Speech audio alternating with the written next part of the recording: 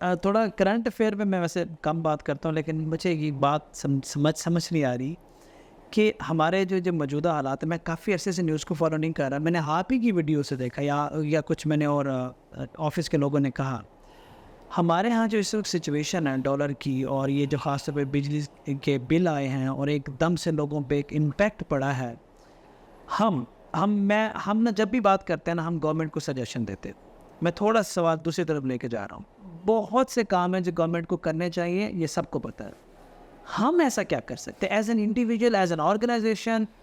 हम अपनी रिस्पॉन्सिबिलिटी ऐसी क्या कर सकते हैं कि जिससे एटलीस्ट हम तो अपना फ़र्ज़ निभाएं कि हम इन सिचुएशन में ना आए। पहली बात तो ये है कि हमारे हालात जो है ना, जितने हम ख़राब समझ रहे हैं ना, उससे ज़्यादा ख़राब है। और ये मैंने अपनी सारी ऑप्टिमिज्म के बावजूद कह रहा हूँ। तो इसको मैं दूसरे अल्फाज में ये भी कह सकता हूँ कि इस वक्त पाकिस्तान के मसाइल के लिए दो एसेंशियल चीज़ें हैं हल करने के लिए।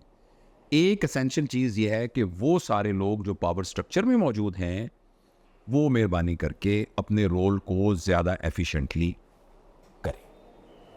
और उसके लिए ये बात कहने में कोई हर्ज नहीं है कि हम सब एज अ पाकिस्तानी एक पैराडाइम अपने अंदर लेके आए कि हम अपने अवामी जो प्रायोरिटीज़ हैं, जो मफाद हैं, मुआशरती मफाद हैं, मुल्की मफादात हैं, उन पर कभी भी ज़ाती मफाद को प्रेफरेंस ना दें, चाहे हम किसी भी पावर स्ट्रक्चर्स में हैं।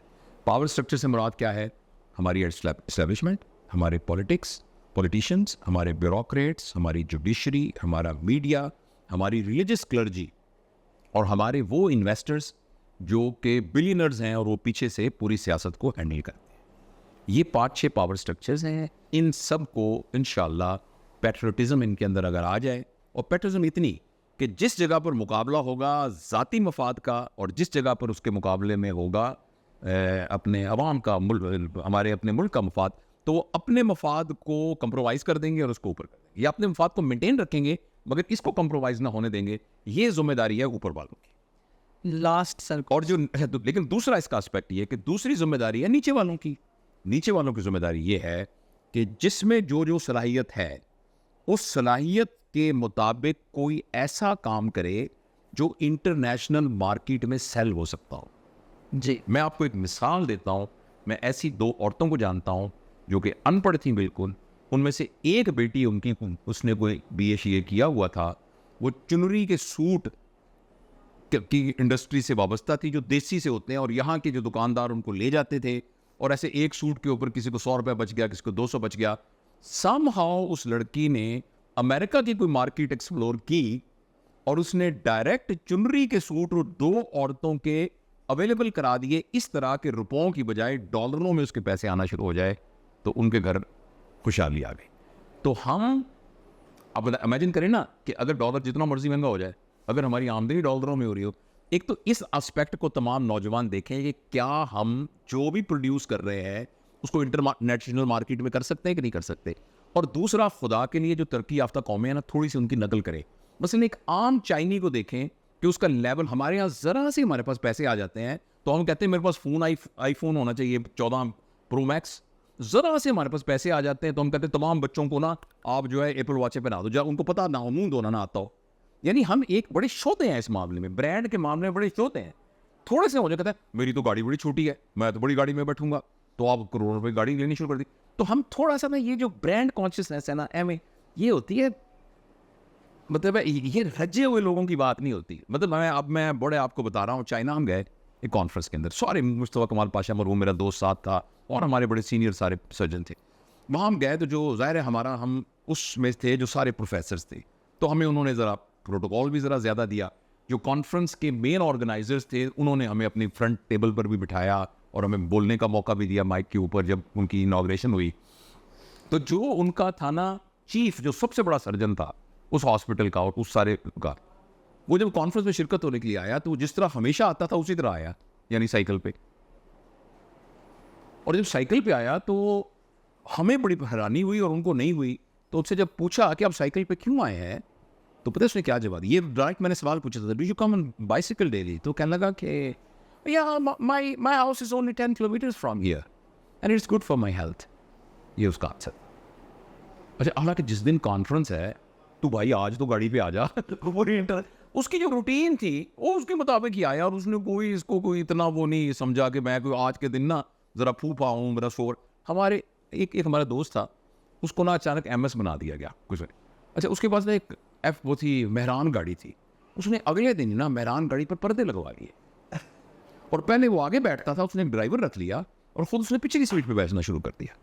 और जब एक दफ़ा मैं उसके साथ ट्रैवल कर रहा था और जब हम वहाँ पहुंचे तो उसने कहा डॉक्टर साहब गड्डी नहीं खोलनी, ड्राइवर उतर के दरवाज़ा खोलेगा। तो वो मेहरान के पर्दों वाली दरवाजे से दरवाज़ा खोला। अब ये जो हमारे अंदर एक शोधापन है ना, तो ये अवाम नास को ना ये खुदा के लिए अपनी ये ब्रांड कॉन्शियस होना, कपड़ों में कैसा लग रहा हूँ, मेरी गाड़ी बड़ी है कि नहीं, मेरी गाड़ी ब्रांडेड है, अल्लाह ने आपको तौफीक दी, अब लें।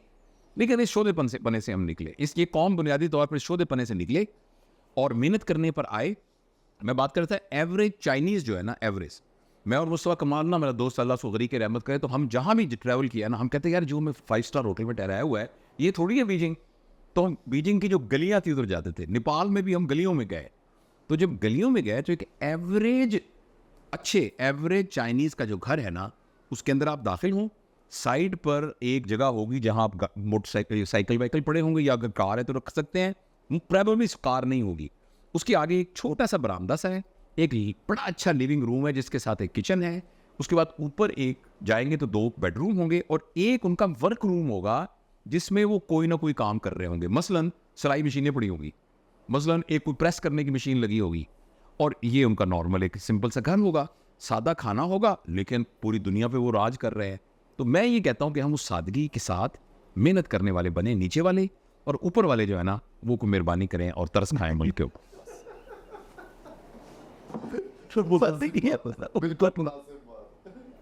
अच्छा, मेरा तो पता है मैं क्यों कह रहा हूँ। मुझे पता है, मेरा भी कन्फ्यूजन है सर। मेरा एक पॉइंट ऑफ व्यू है, आप मुझे करेक्ट कर दें।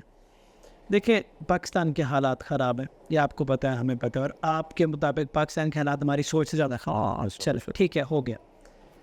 अब ये जो मैं देख रहा हूँ ना मीडिया पे, मैं कम ही सोशल मीडिया पे जाता हूँ, एक छोटा सा वाक़या होता है या बड़ा सा वाक़या, तो उसको मिसालें लगाए जाते हैं और उसको ट्रेंडिंग बनाया जाता है और उसको हर बार नेगेटिव को फैलाया जा रहा है। क्या ये ज़रूरी है? क्योंकि मैंने एक चीज़ देखी, मैं अपना तजुर्बा बता रहा हूँ। आप कह रहे हैं कि फ़लाँ बंदे ने फ़लाँ बंदे के साथ धोखा दे दिया, चीटिंग कर दी, ये सारा कुछ बता रहे हैं मीडिया पे आके। अब आपकी इंटरनेशनल फ़ैन फॉलोइंग है, मेरे भी इंटरनेशनल दोस्त हैं, हर बंदे के होते हैं। एक गोरे तक के बात पहुंची और उसके नीचे पाकिस्तानी काम कर रहे हैं, क्या इसका इम्पैक्ट उन पे नहीं जाएगा? क्या ये ज़रूरी है कि हम हर खबर को मिसालें लगा के हर मीडिया से भेजें, या सिर्फ खबर होने वाले ही काफ़ी हैं?